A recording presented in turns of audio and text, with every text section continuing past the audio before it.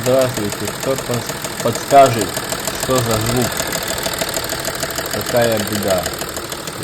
Может, кто знает? Спасибо.